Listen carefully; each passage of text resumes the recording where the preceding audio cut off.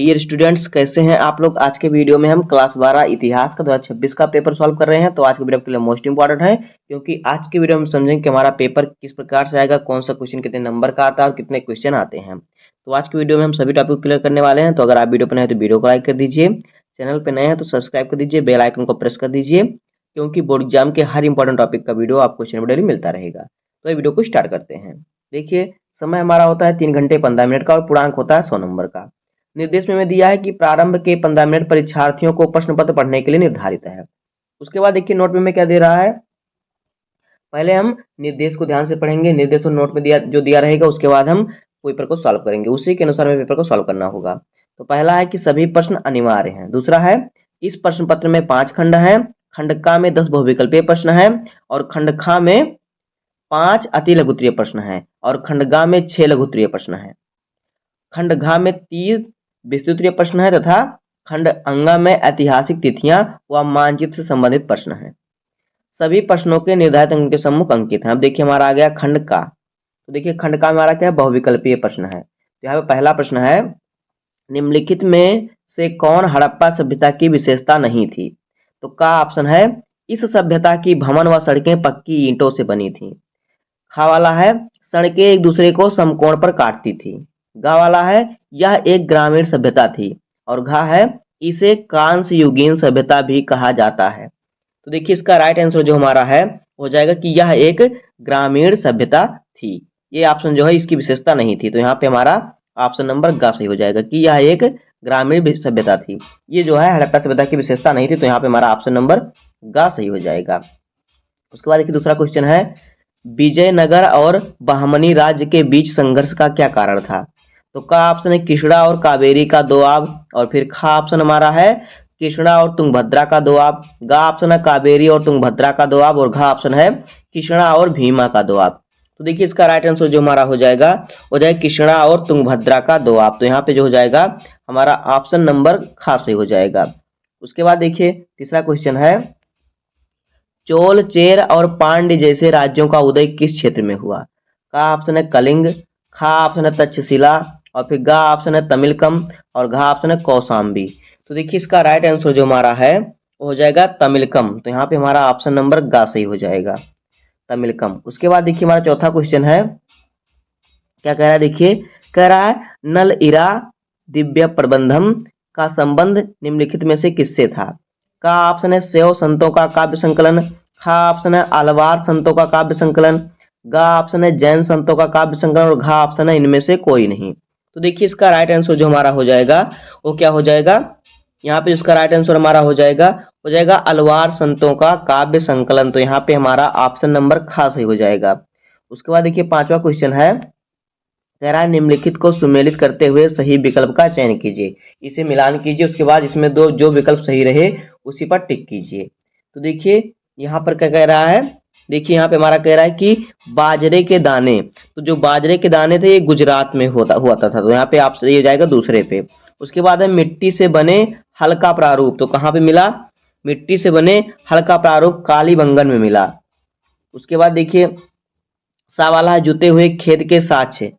तो यहाँ एक सॉरी देखिए यहाँ पे जो हमारा दूसरा है कि मिट्टी से बने हल्का प्रारूप, ये कहाँ मिला, ये बनावली में मिला था। तो ये जाएगा चौथे पे। उसके बाद जुते हुए खेत का साक्ष्य जो मिला था कालीबंगन में मिला था, इसमें कालीबंगन में। उसके बाद देखिए दा वाला नहरों का अवशेष कहाँ पे मिला था, सोती घई में। तो यहाँ पे हमारा ऑप्शन नंबर तीसरा पे जाएगा। तो देखिए इस प्रकार से जो इसका राइट आंसर हो जाएगा वो पहला वाला हो जाएगा, आ वाला, ये राइट आंसर हमारा हो जाएगा का वाला। उसके बाद देखिए हमारा जो है क्वेश्चन नंबर 6 कह रहा है कि यहाँ पे देखिए कह रहा है कि अकबर के समय पोलज भूमि की विशेषता थी। तो का ऑप्शन है ऐसी भूमि जिस पर कुछ दिनों के लिए खेती रोक दी जाती थी। खा है ऐसी भूमि जो 3 या 4 वर्ष तक खाली रहती थी। गा ऑप्शन है ऐसी भूमि जिसमें एक के बाद एक हर फसल की सालाना खेती होती थी। और घा ऑप्शन है ऐसी भूमि जिस पर 5 या उससे ज्यादा वर्षों से खेती नहीं की गई हो। तो देखिए इसका जो राइट आंसर हो जाएगा ऐसी भूमि जिन पर 1 साल के बाद हर एक साल फसल की सालाना खेती होती थी या किसे खेती होती थी। तो यहाँ पे हमारा ऑप्शन नंबर गा सही हो जाएगा। उसके बाद देखिए 7वां क्वेश्चन है कि इस्तमरारी बंदोबस्त के अंतर्गत ऑप्शन है ईस्ट इंडिया कंपनी ने राजस्व की राशि निश्चित कर दी। बा ऑप्शन है इस व्यवस्था को बंगाल में लागू किया गया। सा ऑप्शन है इस व्यवस्था को लागू करने करने के समय कॉर्नवालिस बंगाल का गवर्नर था।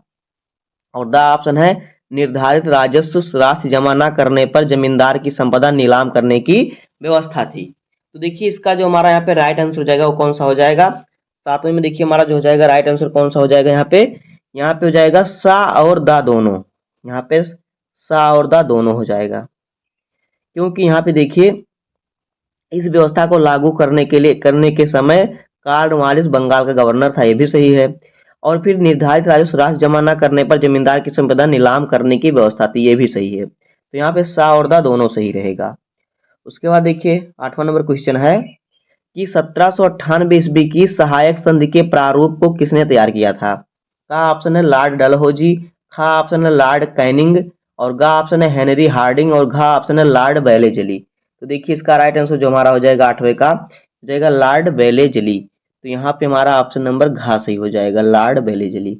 उसके बाद देखिए 9 नंबर क्वेश्चन है कि चौरी चौरा की हिंसक घटना के बाद किस आंदोलन को स्थगित कर दिया गया। तो देखिए का ऑप्शन है भारत छोड़ो आंदोलन, और फिर खा ऑप्शन है सविनय अयोग्य आंदोलन, गा ऑप्शन है असहयोग आंदोलन, और घा ऑप्शन है देखिए कि होम रूल आंदोलन। तो देखिए इसका राइट आंसर जो हमारा हो जाएगा वो हो जाएगा असहयोग आंदोलन। तो यहाँ पे हमारा ऑप्शन नंबर गा सही हो जाएगा। उसके बाद देखिए 10 नंबर क्वेश्चन हमारा है संविधान सभा में ऐतिहासिक उद्देश्य का प्रस्ताव किसने पेश किया। का ऑप्शन है महात्मा गांधी, खा ऑप्शन है जवाहरलाल नेहरू, गा ऑप्शन है राजेंद्र प्रसाद, और घा ऑप्शन है वल्लभ भाई पटेल। तो देखिए इसका राइट आंसर जो हमारा हो जाएगा वो हो जाएगा जवाहरलाल नेहरू। तो यहाँ पे हमारा ऑप्शन नंबर खा सही हो जाएगा। तो इस प्रकार से देखिए आपके 10 बहुविकल्प प्रश्न आएंगे जहां से आपको मिलेगा पूरे 10 नंबर। कितना मिलेगा आपको, मिलेगा 10 नंबर। उसके बाद देखिए हमारा आ गया खंड खा। तो देखिए खंड खा में हमारा जो है अति लघुत्तरीय प्रश्न है। तो यहाँ पे 11 नंबर क्वेश्चन देखिए हमारा क्या है, कह रहा है कि अकबर के काल में खुद कास्ट व पाही कास्ट किसान में क्या अंतर था। तो देखिए अकबर के काल में जो खुद कास्ट किसान थे वो अपनी जमीन पर खेती करते थे, लेकिन जो पाही कास्ट किसान थे वो ठेके पर खेती लेकर फिर बटाए पर खेती लेकर खेती करते थे। तो ये अंतर था। 12 नंबर क्वेश्चन है कि भारतीय पुरातत्व का जनक किसे कहा जाता है, वह भारतीय पुरातात्विक सर्वेक्षण के जनरल कब बने। तो इस प्रकार से सभी क्वेश्चन का आंसर आपको लिखना है, सभी दो दो नंबर के हैं। 13 नंबर क्वेश्चन है कि बुद्ध के जीवन में निम्नलिखित स्थानों का क्या संबंध है। लुम्बिनी, बोध गया, सारनाथ, कुशीनगर। तो लुम्बिनी में उनका जन्म हुआ, बोध गया में उन्होंने क्या किया, देखिए बोध गया में उन्हें ज्ञान की प्राप्ति हुई, और गा वाला ऑप्शन सारनाथ में उन्होंने क्या किया, प्रथम उपदेश दिया, कुशीनगर में उनकी मृत्यु हुई। उसके बाद देखिए 14 नंबर क्वेश्चन है कि 1857 के विद्रोह के किन्हीं दो प्रमुख केंद्रों था, उनके नेताओं के नाम लिखिए। तो देखिए ये भी क्वेश्चन आपका 2 नंबर का है। उसके बाद है 15 नंबर क्वेश्चन कि भारत का संविधान कब लागू हुआ और संविधान सभा के अध्यक्ष कौन थे। तो ये सभी क्वेश्चन बहुत ही इंपॉर्टेंट, सभी एक एक नंबर के हैं, इसको आना जरूरी है, कहीं भी कोई पूछ सकता है, इसको हम सभी को आपको याद कर लेना अच्छे तरीके से और इसको लिखना, तब आप जाके 2 नंबर मिलते हैं, ये सभी इंपॉर्टेंट है। उसके बाद हमारा आ गया खंडगा। तो देखिए खंडगा जो हमारा है, तो यहाँ पे देखिए खंडगा जो हमारा है ये है लघु उत्तरीय प्रश्न। यहाँ पे हर प्रश्न आपका 5 नंबर का है। 16 नंबर क्वेश्चन है कि सांची के स्तूप के संरक्षण में भोपाल की बेगमों की भूमिका का वर्णन कीजिए। ये क्वेश्चन आपका 5 नंबर का है। उसके बाद देखिए हमारे 17 नंबर क्वेश्चन है कि अभिलेखों के अध्ययन के समय अभिलेख शास्त्रियों को होने वाली कुछ समस्याओं की सूची बनाइए। ये भी 5 नंबर का है। 18 नंबर क्वेश्चन है कि बेसरिया और बासरिया सूफी परंपरा के बीच एक रूपता और अंतर दोनों को स्पष्ट कीजिए। 19 नंबर क्वेश्चन है विजयनगर की जल आवश्यकताओं को किस प्रकार पूरा किया जाता था। 20 नंबर क्वेश्चन है अस्थाई बंदोबस्त में जमींदार अपनी जमींदारियों पर किस प्रकार नियंत्रण बनाए रखते थे। और 21 नंबर क्वेश्चन है संविधान सभा के सामने पेश किए गए उद्देश्य प्रस्ताव में किन आदर्शों पर जोर दिया गया। तो इस प्रकार से आपके यहाँ से 6 क्वेश्चन दिए जाएंगे, 6 क्वेश्चन का आंसर आपको लिखना है, यहाँ से आपको मिलेगा 30 नंबर। 30 नंबर यहाँ से आपको मिलेगा। उसके बाद आ गया खंड घा। तो खंड घा में देखिए हमारा हर प्रश्न जो है 10 नंबर का है, दीर्घ उत्तरीय प्रश्न है। तो 22 नंबर क्वेश्चन है कि पुरातात्विद किस प्रकार अतीत का पुनर्निर्माण करते थे, अथवा करके दिया है कि स्तूप क्यों और किस प्रकार बनाए जाते थे। तो यहाँ पर दोनों में से आपको सिर्फ एक क्वेश्चन का आंसर लिखना है, जहाँ से आपको मिलेगा 10 नंबर। उसके बाद देखिए 23 नंबर क्वेश्चन है स्वाधीनता आंदोलन के दौरान अवध में विद्रोह इतना व्यापक क्यों था, किसान, तालुकेदार और जमींदार उसमें क्यों शामिल हुए। ये भी क्वेश्चन 10 नंबर का है। अथवा करके दिया, असहयोग आंदोलन एक तरह का प्रतिरोध था, स्पष्ट कीजिए यह आंदोलन क्यों स्थगित कर दिया गया। जब चौरी चौरा कांड हुआ तो इसलिए यह आंदोलन स्थगित कर दिया गया था। तो इस प्रकार से आपको यहाँ पर दोनों में से सिर्फ एक क्वेश्चन का आंसर लिखना है, जहाँ से आपको मिल जाएगा 10 नंबर। अब देखिए हमारा 24 नंबर क्वेश्चन है, सूफी मत के मुख्य धार्मिक विश्वासों और आचारों की व्याख्या कीजिए। अथवा करके दिया है, किताब उल हिंद पर लेख लिखिए। तो सभी क्वेश्चन 10-10 नंबर के, यहाँ पर भी दोनों में से आपको सिर्फ एक क्वेश्चन का आंसर लिखना है, जहाँ से आपको मिल जाएगा 10 नंबर। अब देखिए हमारा आ गया खंड अंगा। तो खंड अंगा में देखिए क्या है, कह रहा है कि 25 नंबर क्वेश्चन, निम्नलिखित ऐतिहासिक तिथियों से संबंधित घटनाओं का उल्लेख कीजिए। तो देखिए इसके लिए आपको रफ लेके बैठना पड़ेगा। तो देखिए यहाँ से आपका मिलेगा 10 नंबर। तो बहुत ही इंपॉर्टेंट क्वेश्चन, 10 नंबर बहुत होता है बोर्ड एग्जाम के लिए, तो इसको छोड़ना नहीं है। तो देखिए कह रहा है कि आपको 10 तिथि दी जाएंगी और 10 तिथियों में से क्या घटनाएं हुई थी उन्हीं को लिखना होगा। तो ज़्यादातर यही तिथियां आती हैं। तो देखिए का वाला है कि 321 ईसा पूर्व। तो 321 ईसा पूर्व में क्या हुआ था, मौर्य साम्राज्य की स्थापना हुई थी। क्या हुआ था, मौर्य साम्राज्य की स्थापना हुई थी 321 ईसा पूर्व में। उसके बाद देखिए दूसरा है खावाला 78 ईस्वी। तो 78 ईस्वी में क्या होता है, कनिष्क ने शक युग की स्थापना की थी। क्या की थी, देखिए किसने, कनिष्क ने क्या किया था, शक युग की स्थापना की थी। शक युग की स्थापना की थी। उसके बाद देखिए गा वाला है कि 712 ईसा पूर्व। तो 712 ईसा पूर्व में क्या हुआ, सिंध पर आक्रमण हुआ था। सिंध पर क्या हुआ था, सिंधु नहीं सिंध रहेगा, सिंध पर आक्रमण हुआ था। उसके बाद देखिए घा वाला है 1206 ईस्वी। तो देखिए 1206 ईस्वी में क्या हुआ था, गुलाम वंश की स्थापना हुई थी। क्या हुआ था, गुलाम वंश की स्थापना हुई थी। उसके बाद देखिए क्या है आगे 1347 ईस्वी। तो क्या हुआ था, बहमनी सल्तनत की स्थापना हुई थी। किसकी, देखिए बहमनी, बहमनी सल्तनत की स्थापना हुई थी। आगे देखिए आगे है 1510 ईस्वी। तो 1510 ईस्वी में हुआ था, गोवा पर आक्रमण हुआ था। क्या हुआ था, सॉरी गोवा पर कब्जा हुआ था। गोवा पर क्या हुआ, कब्जा हुआ था। उसके बाद देखिए क्या है, उसके बाद हमारा देखिए क्या है 1500 हमारा 26 हो गया। देखिए 1526 में क्या हुआ था, तो 1526 में हुआ था पानीपत का प्रथम युद्ध। पानीपत प्रथम युद्ध, पानीपत का प्रथम युद्ध हुआ था। तो अगर आप रफ पेन लेकर बैठेंगे तो आप इसको नोट कर लेंगे। उसके बाद है कि 1986 में क्या हुआ था, तो 1986 में नई शिक्षा नीति लागू हुई थी। नई शिक्षा नीति लागू हुई थी। उसके बाद देखिए क्या है 1856 ईस्वी। तो 1856 में देखिए क्या होता है, हिंदू विधवा पुनर्विवाह अधिनियम पारित हुआ था, लागू हुआ था। यानी कि हिंदू विधवा पुनः विवाह कर सकती है। और फिर 10वां है 1935 ईस्वी में हुआ था, भारत सरकार अधिनियम पारित हुआ था। क्या हुआ था, भारत सरकार अधिनियम, अधिनियम पारित हुआ था। तो इस प्रकार से 10 तिथि और 10 तिथि से क्या घटनाएं हुई थी, क्या क्या इससे संबंधित है, इस प्रकार से आपको लिखना है। तब जाके आपको पूरे 10 नंबर मिल जाएंगे। और बहुत ही सरल है, यही ज़्यादातर 10 टॉपिक पूछे जाते हैं। जो 10 आपको सन दिए हैं, तिथि दी है, यही तिथि पूछे जाते हैं। तो ये सभी को अगर आप लिख लिए होंगे तो आपका 10 नंबर अभी से ही हो गया कन्फर्म।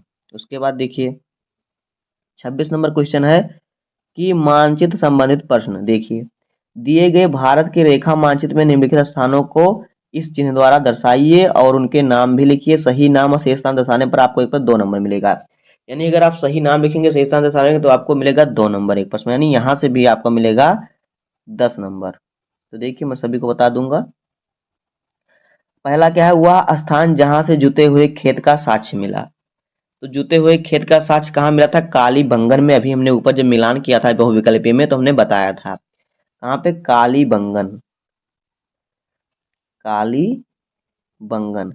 अब देखिए, अब कालीबंगन तो आपको मालूम है, लेकिन कालीबंगन कहाँ है, आप मानचित्र में कहाँ दर्शाएंगे? तो कालीबंगन जो है राजस्थान में है। कहाँ पे है? राजस्थान में। राजस्थान में आप इसको दर्शाएंगे और कालीबंगन नाम लिखेंगे, आपको मिल जाएगा 2 नंबर। उसके बाद है कि वह स्थान जो चंद्रगुप्त मौर्य की राजधानी थी।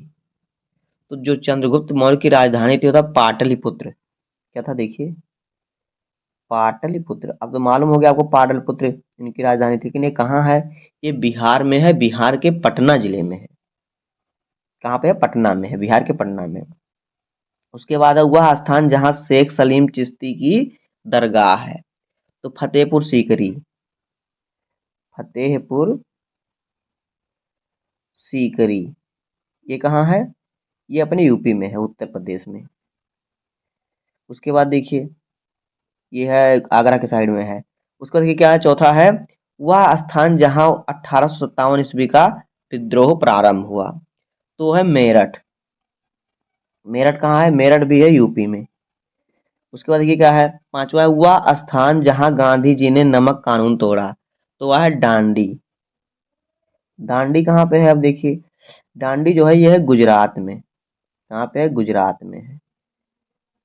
तो इस प्रकार से आप लिखेंगे और दर्शाएंगे, तब आपको जाके 10 नंबर यहाँ से मिल जाएगा। उसके बाद देखिए यहाँ पे है दृष्टिहीन दृष्टिबाधित परीक्षार्थियों के लिए यही क्वेश्चन, बस उनको तो नाम लिखना, दर्शाना नहीं है। बस इसी प्रकार से आपको इतिहास का पेपर सॉल्व करना होगा। तो मिलते हैं किसी नेक्स्ट वीडियो में, तब तक के लिए धन्यवाद। जय हिंद।